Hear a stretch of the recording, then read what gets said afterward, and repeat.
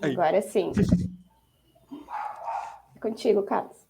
Tá, essa B+, vai ser sobre... Se minha cachorrinha parar de latir aqui atrás. Vai ser sobre testes unitários. Eu vou falar como que funciona, o que eles são, né? Porque é um contexto diferente, é um conceito diferente para todo mundo. Por que fazer e como ele pode ser aplicado no nosso dia a dia e vantagens e desvantagens, enfim. Vou entrar em vários assuntos aqui, inclusive sobre TDD. Então, é isso aqui que eu vou apresentar. Eu vou começar dando uma definição bem rápida. Eu acho que a apresentação toda eu vou falar muito sobre TDD, que é um conceito para você planejar, né, ajudar o desenvolvimento seja de um programa, do aplicativo, enfim. Então, se sobrar um tempinho, eu vou falar de end-to-end, que é um outro tipo de testes que complementa muito bem o teste unitário. Mas vamos lá. A ideia dos testes é testar cada partezinha do código. Então, a gente vai testar ali, se eu mandar tal entrada, eu espero que saia tal saída, e espero que tal caminho do código seja percorrido, né? Então, em resumo, o teste é isso aqui. Ali, de exemplo, eu coloquei uma classe humano, é pseudocódigo, esse código não vai funcionar, mas a gente tem ali o contexto que o nome dele é João, ele anda, fala, corre, pula, recebendo parâmetros diferentes, retornando coisas diferentes, e no próximo slide eu vou mostrar ali como que a gente vai fazer para testar, também de forma teórica, né, só para todo mundo conseguir entender, e eu vou explicar por que a gente faz isso, né.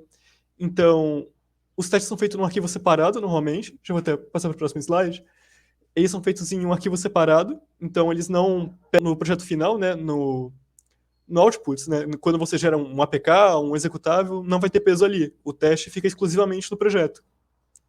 Então, talvez seja muito fácil pensar que isso fazer o mesmo código duas vezes. Não é. Na verdade, é bem mais do que isso, porque você vai testar várias coisas, várias situações no código.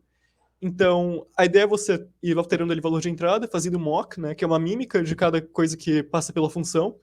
Então, ali, por exemplo, eu deixei separado o teste correr. O correr nada mais é que andar, né? Como está separado aqui. Então, eu espero que o andar tenha sido chamado, por exemplo. Porque ali atrás eu posso ter feito uma mímica do andar que não é a função de verdade. Ele não vai chamar aquela função andar. Ele vai chamar uma coisa falsa que a gente consegue checar se ela foi chamada e consegue alterar o valor que ela envia. Mas eu vou explicar isso com mais detalhes depois. Então, a gente sempre tenta forçar o erro ao máximo. É o que o Rafael falou algumas reuniões atrás. Seria sobre procurar bugs. A gente vai sempre colocar as coisas mais inesperadas possíveis no código.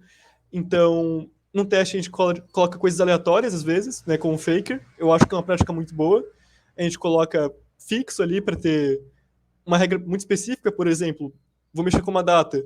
Se eu subtrair em um mês, vai voltar para o ano anterior, caso seja janeiro? É um teste que você faz fixo. Então, tem vários tipos de testes que você pode fazer para várias funções diferentes. Então, um detalhe bem importante é que não é legal você escrever o mesmo código tanto no teste quanto na função. Às vezes não tem como você escapar disso, né? Fazer uma função muito básica, sei lá, retornar duas vezes determinado número. Não tem como não reescrever isso no teste, porque você vai passar um número ali e você vai verificar se passou duas vezes, né? Então não tem como fugir disso. Mas normalmente você fica alerta se você reescrever o mesmo código duas vezes. Então é interessante que nos testes você sempre verifique que tá diferente, tá checando a lógica da função e não a função em si. Você faz o teste pensando na lógica e não no andamento da função. Isso entra mais pro TDD. Aqui tem uns arquivos um do lado do outro, só pra gente comparar. Então, geralmente ali no teste a gente vai ter uma função que vem antes de tudo, ela executa antes de cada teste. Então, o humano ali vai ser um novo humano. E antes de tudo, a gente vai criar um novo humano de novo, porque é questão de referência dos objetos, né? Se a gente falar que uma variável é determinado objeto, a gente está copiando a referência e não o objeto em si. E é bem importante você fazer essa limpeza antes de rodar tudo, porque senão você vai ficar testando o mesmo objeto várias vezes e isso vai acabar causando consequências para os outros testes, né? Então, o teste de andar ali, por exemplo, a gente vai testar que se chama a função andar para cima, por exemplo, com velocidade 1, retorne verdadeiro, né? Porque ele retorna ali se ele conseguiu andar. Mesma coisa para baixo. Esquerda 0, retorne falso, porque velocidade 0 ele não vai andar. Menos 1 também falso, porque, bom, dá para entrar num debate se ele vai andar ou não, né? Porque pode andar para outro lado. Mas a princípio não anda aqui no nosso contexto.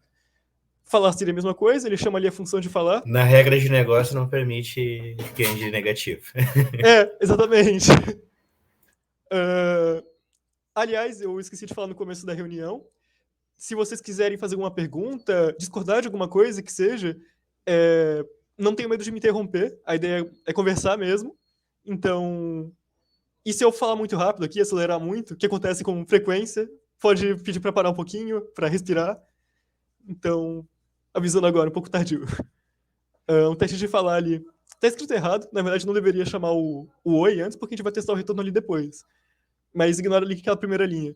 A gente espera que o oi, né, o retorno da função, seja igual o João disse oi, porque ele retorna ali pela função de falar. E o nome padrão é João ali na classe. Mudando o nome para Maria, a gente testa falando olá, se o retorno vai ser Maria disse olá. Esse é um teste bem básico, mas basicamente todo teste funciona assim. Seria alterar as informações, alterar os parâmetros e checar se o retorno é o esperado. Também tem um teste correr ali, a gente checa se o andar foi chamado, já tinha falado. E o pular é a mesma coisa, porque pular é a mesma coisa que andar para cima. Nesse contexto, não é a mesma coisa, mas vamos supor que é. Por que fazer testes unitários? Eu acho que esse é o ponto mais importante. E talvez eu deva ter falado no começo, porque é fácil se confundir, tipo, entender qual que é a função de tudo isso. Então, os testes servem para você procurar exceções que você não espera, geralmente. Porque tem muita coisa específica que acontece no meio da programação, na computação no geral, que a gente não espera. Um bug muito clássico que sempre é falado é a questão dos floats, né, os pontos flutuantes. Número com vírgula sempre dá problema, e quase toda a linguagem. Então, isso aqui é um negócio que vocês podem testar no console do navegador de vocês. Não recomendo que façam, porque a chance de travar é bem grande, mas ali tem uma variável x que é zero. Enquanto x for diferente de 1, ele vai mostrar x e incrementar 0.1, né? Em teoria, isso não é algo que dá problema. E pode ser um código que tenha no meio de uma aplicação real. E o que acontece é que o número começa a ficar esquisito porque os pontos flutuantes na computação não funcionam muito bem. São números parciais, né? Não entra muito no assunto, mas ele chega ali no 0.9, que não é 1, e depois ele passa para 1.09, que também não é 1. Então ele continua seguindo com esse código, isso seria um bug terrível no meio de uma aplicação caso acontecesse, né? Ia travar tudo. E às vezes é um negócio que acontece em uma condição muito específica e a gente não percebe ali quando está terminando de fazer o código. Se tiver um teste unitário ali testando essa parte, a gente já vai pegar esse erro. Eu vou mostrar certinho como que isso é feito. E também tem aqueles bugs de observable e promise que tem no... Além desses bugs aí bizarros aí de que o computador é binário, basicamente, né? Sim. Tem quando tu faz uma modificação do código, tu tem a certeza que a outra parte do código não quebrou.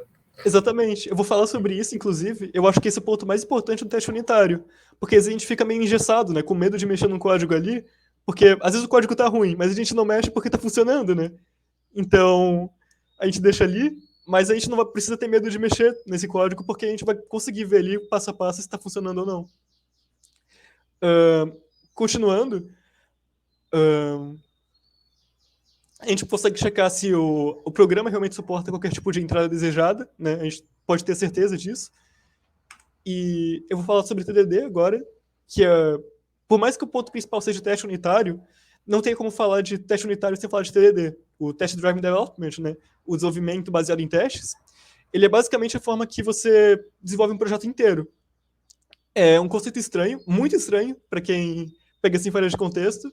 Ele basicamente se trata de você escrever um teste antes mesmo de escrever o código do programa, porque você vai estar fazendo um teste para questão lógica, né? Então, vamos ter uma função separada aqui, que ela vai fazer isso, e eu espero que ela retorne isso. Ponto. A gente não vai estar testando uma função que já existe. Então, seguindo o diagrama ali, a gente escreve um teste que falha, faz o código funcionar, né? Refatora, deixa o código melhor, deixa ele menor, deixa mais eficiente, vai falhar de novo, e você vai repetindo isso até que não tenha o que refatorar. Por que fazer isso? Basicamente, o código fica mais otimizado, fica seguro, porque já vão ter os testes unitários, né? E você vai estar programando da maneira lógica. Às vezes a gente programa ali, tipo, uma função inteira de uma vez só, e às vezes a gente acaba se perdendo um pouco na lógica, fica confuso. E se você fazer isso pensando em TDD, a gente vai ter sempre tudo muito bem separado e tudo funcionando por si só. Então, a gente sempre vai ter certeza que vai estar entrando a coisa esperada e saindo a coisa esperada. Então, a gente consegue, como eu posso dizer, ter a garantia de que o código está feito para funcionar de acordo com a lógica, e não uma lógica feita a partir do código. Não sei se ficou confuso. Deu para entender? Eu entendi a lógica. Ok. Basicamente, Então, se eu entendi. programar de acordo com a regra de negócio ali, eu acho mais leigo, assim, né? A regra de seria... negócio tem que retornar 1. Bom, tu faz ali, retornar ali o teu teste que faz a comparação que retorna 1, depois tu programa aquele código para retornar 1. Exatamente. E aí você vai refatorando ele até ficar mais eficiente e vai rodando o teste até ficar tudo certinho e bonito o código, né? Então, seria isso. Aqui eu falo sobre E se tu faz o contrário também, às vezes acontece de tu fazer códigos não testáveis, né? Sim. Então, de tu não consegue entrar num if ali, porque ele é muito específico, enfim. Então, acontece muito isso se tu não programa o teste primeiro, né? Exatamente. Sempre sendo relacionado. E às vezes a gente fica condicionado a programar de acordo com o que tem no código, né? Ao invés de programar da forma lógica. Então, coloca o código ali do lado e vai fazendo o teste unitário do outro, a gente fica muito preso ao que o código já faz. E tá errado, né? O certo é testar cada questão lógica. Enfim, o que agrega ao projeto os testes unitários, né?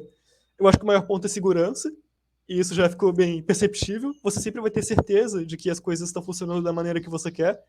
Fica muito fácil fazer manutenção e alterar o código, porque, novamente, você consegue checar se vai ter um erro, se alguma coisa vai falhar ali no meio da alteração. É fácil idealizar a lógica do código, porque você já vai ter tudo passo a passo ali, antes mesmo de fazer a programação, né? Você vai ter os testes ali funcionando, então você vai conseguir pensar de uma maneira mais limpa, fazer um código mais limpo através dessa lógica já toda escrita. E, inclusive, essa lógica escrita é tão simples de ser feita que, às vezes, é interessante, no meio de uma task que a gente pode ter ali um pseudocódigo escrito rapidinho, não precisa ser feito por um programador, só da lógica, o que cada parte pode fazer. Eu acho que isso é algo que dá para ajudar, porque é muito simples fazer um teste unitário. Bom, percepção de exceções, não só exceções de erros ou qualquer tipo de coisa, mas exceções de problemas que pode ter no código, ou de condições muito específicas. Isso vai ser facilitado porque, se ocorrer essa exceção e o resultado não for o esperado, você já tem certeza que tem problema no código. Voltando ao exemplo ali da data, né? Eu estou em janeiro de 2022 e eu quero voltar um mês. Se o ano tiver 2022, vai estar errado, porque a gente vai ter 2021 se eu voltar um mês. E isso é um código, por mais que seja tosco, é um erro que já vai ser disparado ali no começo, e às vezes é algo que a gente deixa passar batido no meio de um código. Então a gente percebe essas exceções de regras e exceções de erros. Então a gente pode testar ali uma consulta, uma banco de dados, a gente consegue checar se tal erro foi capturado e se tal erro foi tratado. Porque às vezes fica aquele feedback estranho pro usuário, tipo, um erro ocorreu. Mas que erro ocorreu? Então isso é algo que pode ser testado também. Testes unitários são documentações vivas, porque a gente tem tudo escrito, o que cada função faz. Então, às vezes, a gente pega o código de outra pessoa e fica meio confuso de entender. Porque, às vezes, a variável não está bem nomeada, algumas funções a gente não entende muito bem. Então, o teste unitário facilita, assim, passar de uma pessoa para outra, porque a gente vai ter tudo bem documentado o que cada coisa deveria fazer.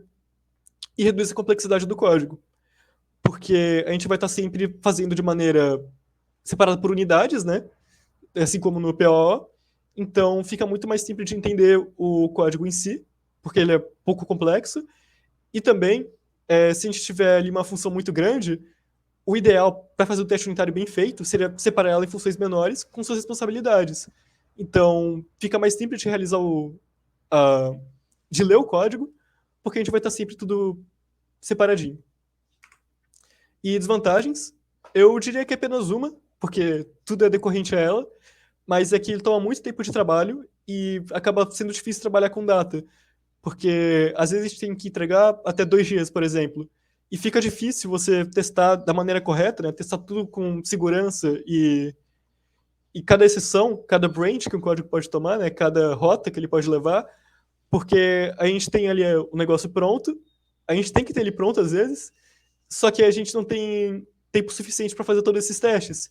E isso é um problema porque acaba que vai diminuir a qualidade dos testes, e diminuindo a qualidade dos testes pode aparecer um erro lá na frente, então acaba que você fez o teste à toa, porque o teste não foi capaz de capturar uma exceção. Então, às vezes, é interessante evitar trabalhar com datas quando a gente está realizando testes, porque a gente fica nessa pressão de entregar uma coisa e entregar uma coisa funcionando que o cliente possa ver, né? Então, o teste fica meio de lado e o teste não pode ficar de lado quando é um ambiente feito a testes. Ele tem que ser a principal coisa. Em alguma situação, exija que o desenvolvedor tenha que entender muito o que está acontecendo por baixo de uma chamada de função ali, seja computacional ou de uma biblioteca ou do JavaScript mesmo. Tipo, qualquer tipo de coisa que faça um cálculo complexo, algum tipo de conversão estranho, a gente tem que entender porque a gente tem que testar isso da maneira que o código faz, né? A gente tem que ter o retorno esperado.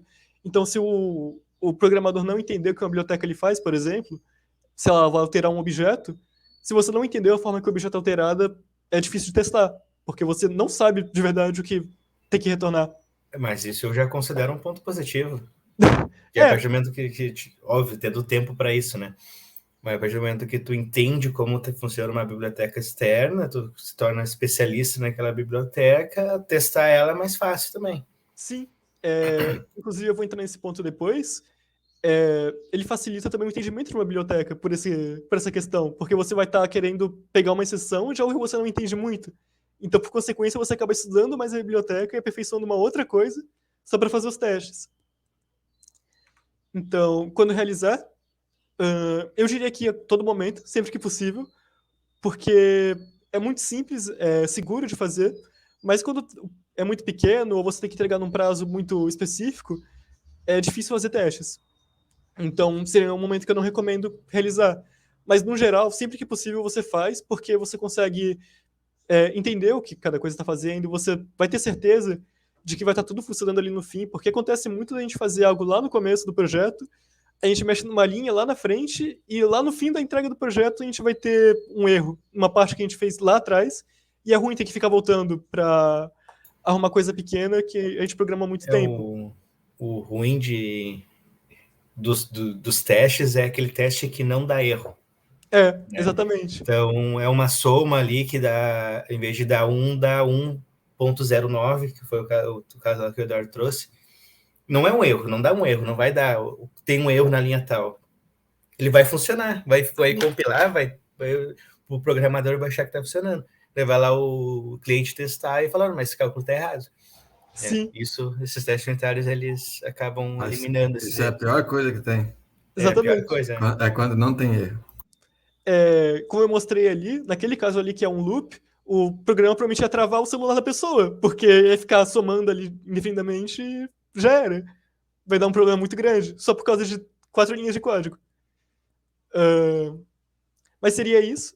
Eu recomendo que seja utilizado sempre que possível, mas cuidado com questão de prazo e projeto muito pequeno, porque às vezes é desnecessário. Como usar coisas para testes no geral? Eu acho que o ponto mais importante aqui, no nosso contexto, né, porque testes não são para o paradigma de programação orientada a objetos, seria para qualquer coisa, mas sempre use as convenções do paradigma do código, né? Então, no caso de PO, né, programação orientada a objetos que a gente usa, sempre separa tudo em classe, e cada classe tem sua responsabilidade, evita fazer uma função ali que faz um monte de coisa dentro de uma classe, separa ela em funções menores, e uma função grande que chama 3 funções, por exemplo. Isso fica mais fácil de fazer manutenção, fica mais fácil de testar. Isso aqui eu recomendo, inclusive, fora de projetos que não usem testes unitários, porque facilita muito a manutenção do código no geral. Se você usa uma biblioteca ali para consulta de banco de dados, por exemplo, separa num service, a gente costuma fazer isso mesmo, mas deixa tudo separadinho ali, porque se trocar de banco de dados, você troca as funções do service. Não vai trocar toda a consulta banco de dados em todas as páginas. E que no caso do JavaScript usa sempre interface, deixa tudo bem restritivo, não usa N, porque a gente vai ter muitos resultados inesperados se a gente fizer isso, e para os testes não é legal. A gente quer sempre esperar aquelas coisas para ser fácil de testar. Então, se você colocar um N ali, pode ser que o seu teste veja um erro, aconteça um erro ali, só que ele não capture esse erro porque foi um resultado que você nem pensou que seria possível. Então, deixando tudo bem restritivo facilita os testes e a manutenção do código. Então, tem 3 coisas que vocês devem pensar quando você está fazendo um programa em TDD, né, baseado em testes. São Yagni, Keys e Dry. Yagni, you ain't gonna need it. Basicamente, você não vai precisar disso. Na figura ali, seria basicamente, comparando a figura, remover coisas que você não vai usar. Então, a gente faz um código pensando no futuro, tipo, vou fazer uma função aqui porque pode ser que seja necessário usar isso em determinado tempo. Deixa para fazer depois, se for necessário.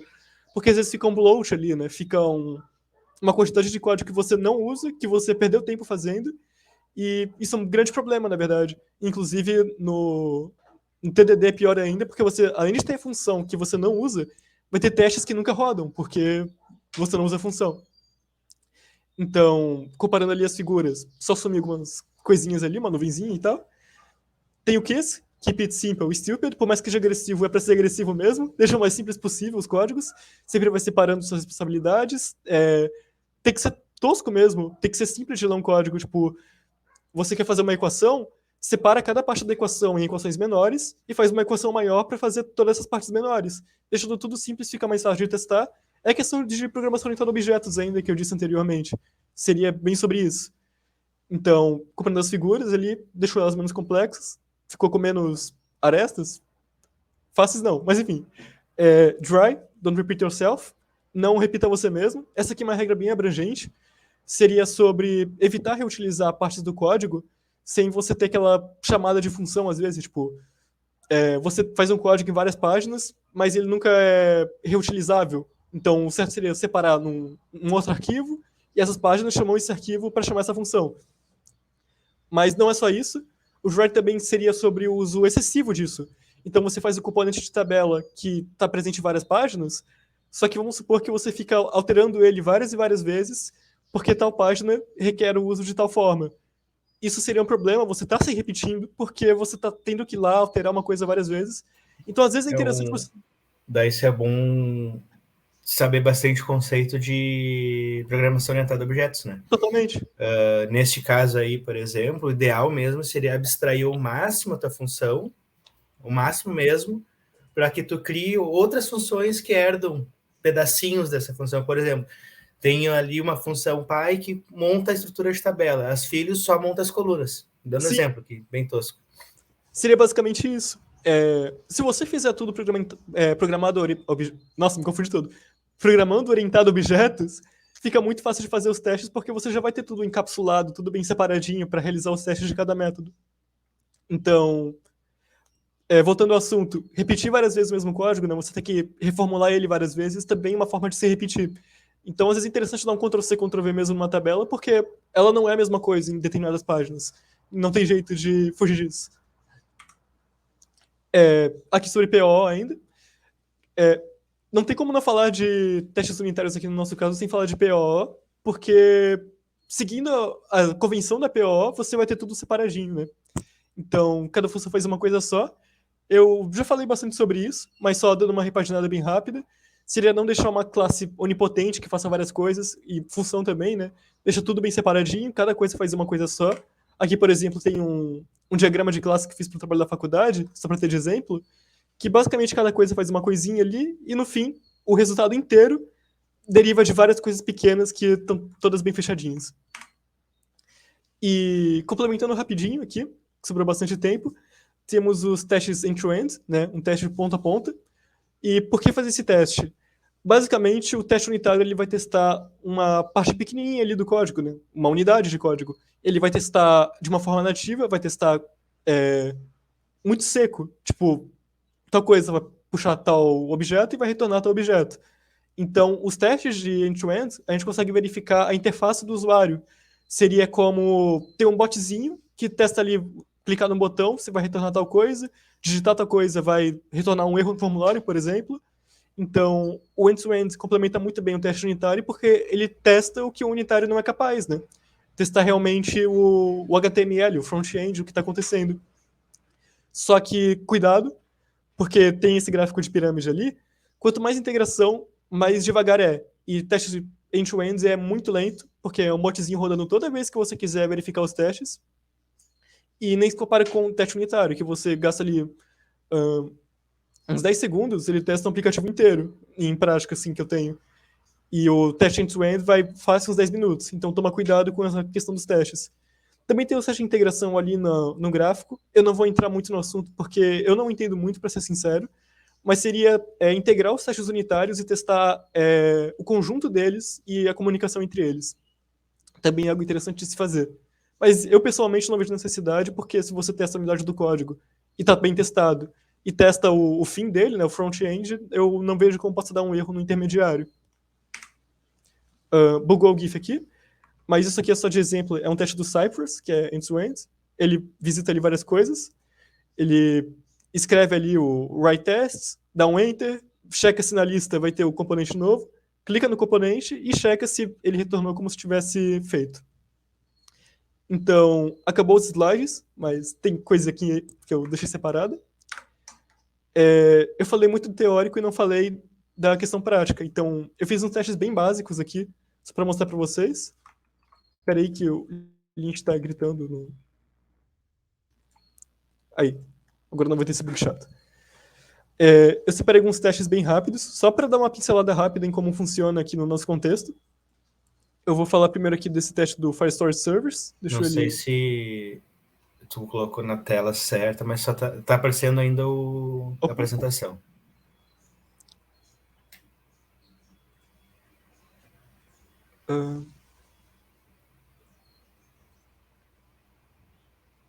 Aqui. Agora sim. São testes que eu escrevi rapidinho, só para não ficar sem o contexto do que está acontecendo. Deixa eu tirar esse errinho aqui. Pronto. Só para não ficar sem o contexto, para entrar mais a fundo sobre como funcionam os testes. Então, aqui eu não consigo explicar de uma maneira muito simples, porque é código mesmo. Mas é interessante de ser observado.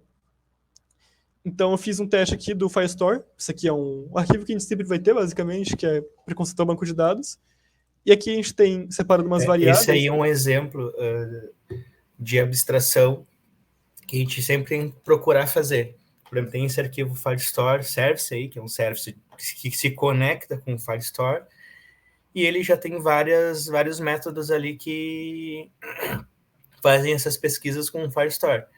Eu tenho, mas às vezes eu quero pesquisar, por exemplo, os usuários. Então, eu tenho ali uma classe de usuários que herda os métodos desse Firestore Service e pega somente os usuários. Eu posso pegar essa mesma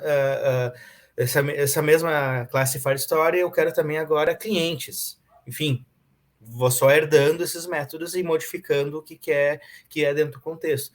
Mudou o banco de dados? É só mudar praticamente a classe Firestore Service. Né? Exatamente. Então, a gente não precisa testar essas funções aqui quando ele for implementado em uma outra classe, por exemplo, porque a gente já vai estar testando o documento Py, né? A classe que as outras herdam. Então, a gente tem aqui umas variáveis que eu deixei separadas. Uma coisa antes, normalmente a gente deixa só describe mesmo, fdescribe você força para mostrar só esse teste. Eu coloquei para deixar forçado, porque vai ter um monte de teste rodado aqui de spec.ts que não tem teste nenhum. Que eu peguei um aplicativo só para fazer os testes rapidinho para apresentação, então ia aparecer um monte de erro porque não foi testado. Então a gente só vai apresentar o que foi escrito aqui. Então aqui de exemplo, a gente vai criar um mock desses objetos aqui. Então a classe usa Firestore, tem a collection reference que ele pega aqui pelo Firestore mesmo. A gente vai ter que fazer uma mímica de tudo isso porque a gente quer checar se isso foi chamado, se a variável disso está do jeito que a gente espera. Então, fazendo essa mímica, a gente consegue realmente verificar o que o código está fazendo. Então, aqui a gente faz a mímica do Firestore, a gente fala que ele vai ter a função collection, a gente cria um spy para o value changes, que faz o value changes, e aqui, por exemplo, o value changes vai retornar um observable com um ID aleatório de um faker, e o injector ele vai ser um objeto espião que retorna um get. E o get vai retornar o Firestore, porque é só isso que a gente vai precisar, né? O injector vai retornar o Firestore para esse contexto. Então isso aqui seria importante. Basicamente aí, só para ver se eu entendi, tu não está se conectando com o banco de dados, está imitando que está conectando o banco de dados. Exatamente. Tá fingindo ali. E você não deve se conectar ao banco de dados. Você só deve checar se a função está performando o que você espera. Se você se conectar ao banco de dados, vai dar problema, basicamente, porque você vai mandar um monte de dados ali de testes para o banco de dados real. Isso não deveria funcionar assim. Até mesmo requisições não devem ser feitas. Só daí fazer um mock ali que vai retornar o objeto esperado passando um determinado parâmetro, e verificando se aqui você espera. Isso aqui é tudo a mesma coisa, basicamente. Eu vou estar fazendo várias mímicas e fazendo mímicas das funções para retornar o que a gente quer. E o primeiro teste aqui que é rodado é que deveria ser criado. É simples. A gente espera que o service, que é o que a gente está testando, seja verdadeiro, né? Que ele exista. Então, eu testei duas coisas aqui. Seria as duas funções de getById. Uma convenção que eu uso aqui é sempre que uma coisa retorna um observable, eu coloco um cifrão e um value changes aqui no final, para retornar o observable em si, e uma outra função que só converte do observable para o promise, só por questão de convenção e praticidade mesmo. Então, eu tenho aqui uma função que chama o do observable e o que chama do promise, que seria convertido, né? Então, no do observable, eu quero que ele pegue um documento da referência da coleção e retorne o observable do value changes. Então, a informação do documento, ele vai puxar pelo observable aqui, a gente vai realmente chamar a função do service, que é uma mímica, né? Na verdade, o service em si não é uma mímica, ele é real mesmo. Mas as funções que estão dentro deles não são mímicas. São mímicas, quer dizer, o service não é uma mímica e o que ele usa é uma. Então a gente vai puxar um ID aleatório aqui, e a gente espera que essa informação seja uma instância de observável, que o value changes seja chamado, né, porque a gente quer que ele retorne pelo value changes, e a gente vai checar se essa informação seja uma instância de objeto. Bem simples. Inclusive, já para mostrar para vocês, sempre que a gente faz um projeto no Ionic, tem esse teste aqui, que a gente pode rodar para ver se está tudo funcionando, né? É o Jasmine, que a gente usa por padrão. Então, uma coisa que eu gosto de adicionar aqui no fim do código é esse code coverage, porque a gente consegue ter uma porcentagem do quanto foi testado. A porcentagem aqui vai ser horrível, porque só testei 2 arquivos de vários arquivos que tem nesse projeto, mas a gente sempre tenta manter próximo de 100%, porque o Jasmine ele é capaz de verificar se branches do código, né, se esses caminhos que o código pode percorrer, seja por if, por interação com qualquer outra coisa, sejam realmente percorridos e testados. Então ele verifica isso, eu vou mostrar para vocês rapidinho, e isso facilita muito para organizar se uma função inteira realmente está sendo testada.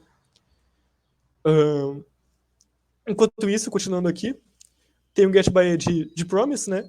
Ele vai chamar o getById de observable e converter para uma promise e retornar o objeto.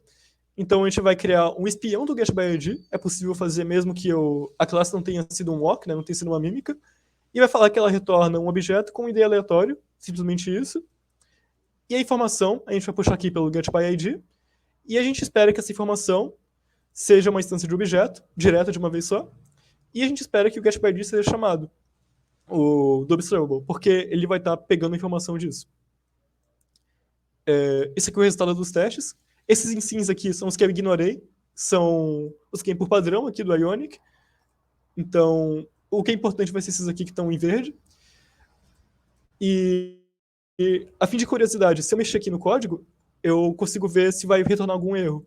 Então, aqui no getById, se eu não me engano, se eu remover esse pipe first, ele não vai retornar um objeto a tempo porque ele não pega a primeira informação, né? Ele não espera. Aliás, ele espera a finalização do observable e esse observable não é finalizado, então já vai retornar um erro aqui. Aqui, ó. Ele esperava que isso aqui tenha sido isso aqui, mas não foi, porque o objeto não equivale. Então, a gente consegue testar, fazer essas operações no código quando a gente testa. E aqui a gente tem o coverage, que eu coloquei ali no fim. Tá porcentagem muito baixa, porque são vários arquivos que deveriam ser testados e eu estou testando pequenas funções de 2 arquivos aqui só para ter contexto. Então, num teste real, né, num caso real, a gente vai querer isso aqui pelo menos acima de 80%. Dá para ver se a gente checa todas as condições que a gente passa, se a gente checa cada caminho do código, se a gente checa todas as funções e todas as linhas. Fica tudo bem organizado. Dando procedimento aqui, tem o setdoc, e aqui ele vai ter 2 testes, né? Primeira coisa, aqui, o setdoc, a gente espera que se a gente não passar um ID, ele adicione o documento, e se a gente passar um ID, ele atualiza o documento, né? São 2 comportamentos diferentes que podem acontecer no meio da função. Seria interessante também testar se a gente mandar um merge false aqui, por exemplo, mas é só um teste rápido para dar uma pincelada sobre isso. Então, a gente vai chamar o setdoc aqui com um objeto false, e a gente espera que o add seja chamado e o set não seja chamado, porque ele vai entrar nessa questão aqui, e não nessa aqui.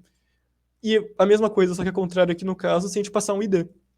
Então, por exemplo, se eu não passar um ID aqui, ele já vai falhar, porque ele vai chamar o edge e não vai chamar o set, ele vai percorrer esse caminho do código. Isso aqui é o teste antigo.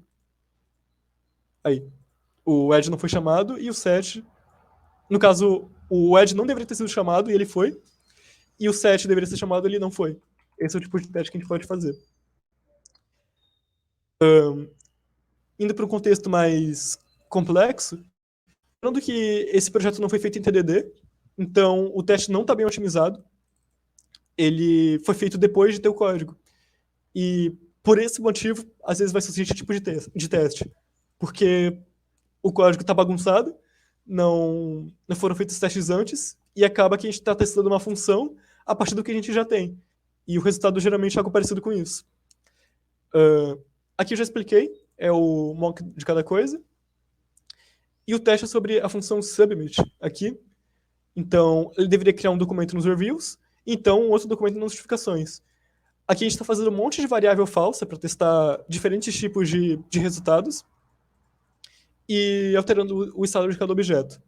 Então, a gente vai esperar, a gente quer que o off-service retorne o ID falso que a gente gerou aqui, e aqui eu fiz um mock das funções do Firestore, porque esse review service, ele ele estende o Firestore. Então, a gente vai fazer um mock das funções e não testar elas. A gente só vai ver se elas foram chamadas e alterar o resultado delas, porque o teste delas já foi feito aqui. Na verdade, setdoc, nenhuma dessas foi testada no nosso contexto, mas em teoria era para ser testada.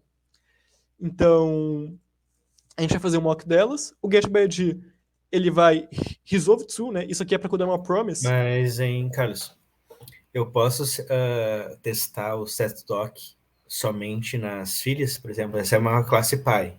Posso só testar nas filhas? Assim, dá, você pode, só que não é interessante porque você já testou elas antes na classe pai, sabe? O testar elas nas classes filhas seria em métodos mais específicos. Se ela foi chamada, se passar uma variável diferente, como ela se comporta, sabe?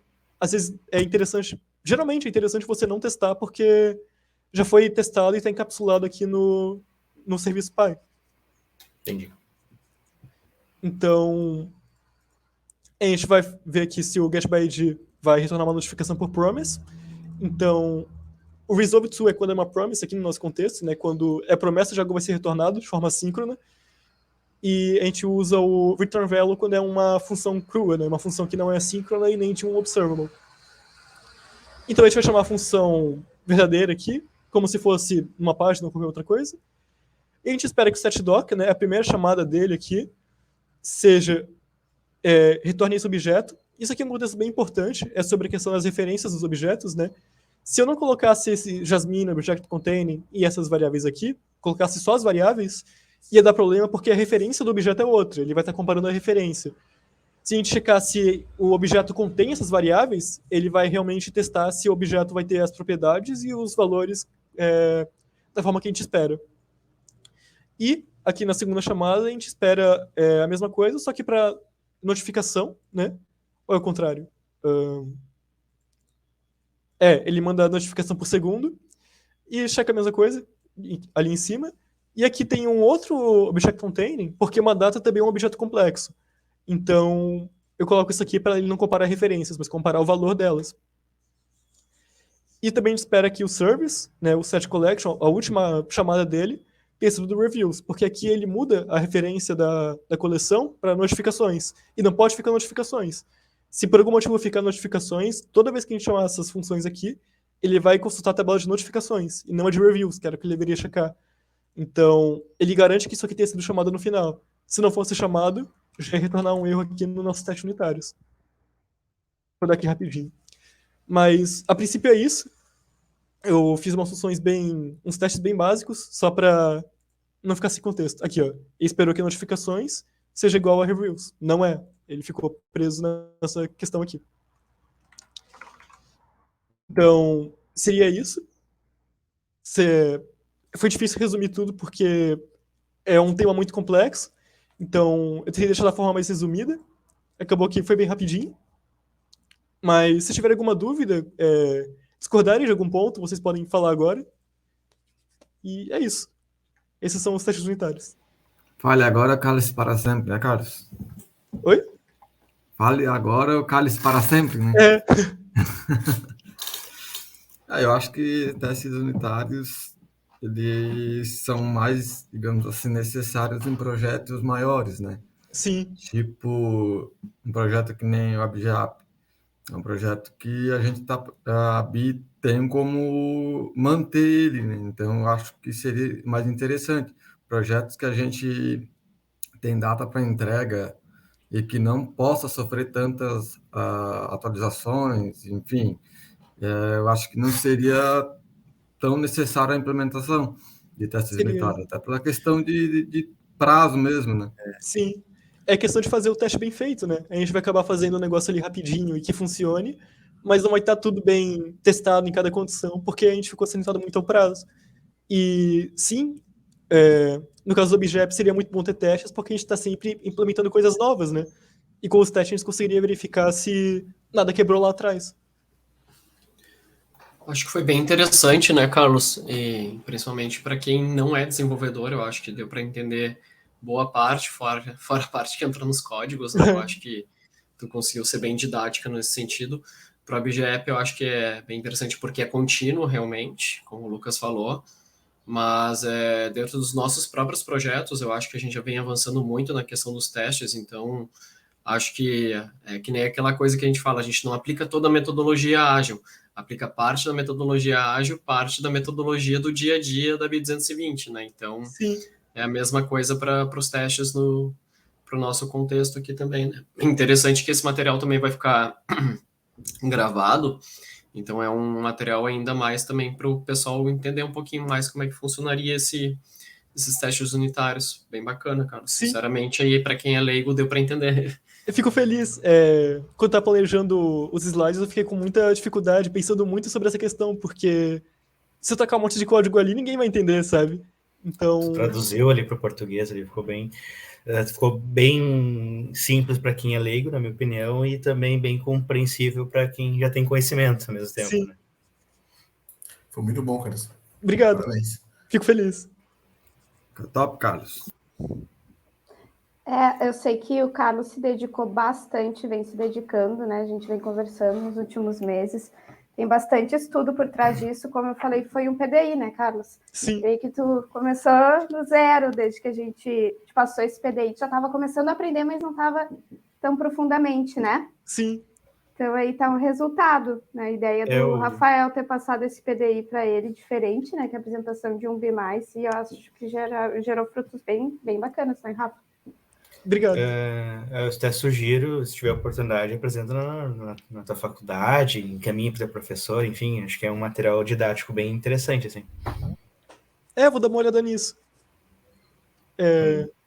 Publica em algum lugar, enfim, dá para fazer uma coisa bem legal, assim. Não só ficar aqui fechado. Cria um canal no YouTube.